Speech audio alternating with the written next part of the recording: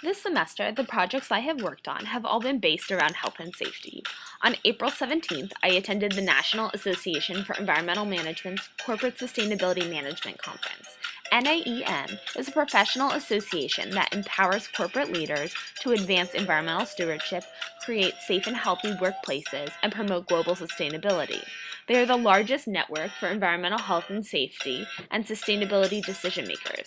I attended their Board of Regents meeting, where I got to listen to representatives from Kraft Foods, the Coca-Cola Company, Cardinal Health, the United States Postal Service, General Electric, and many more speak about health and safety practices and programs in their companies.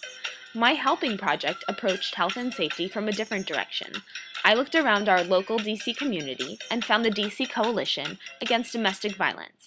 On their website, they say the most dangerous point in an abusive relationship is leaving it, and the likelihood of a violent assault may increase substantially during this time.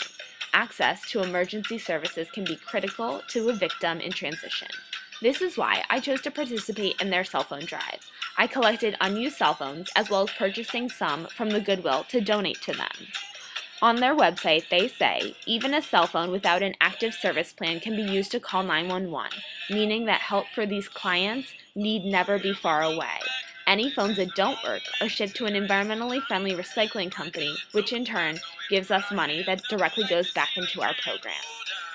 My fictional nonprofit, Trans Education, approaches health and safety from a third direction.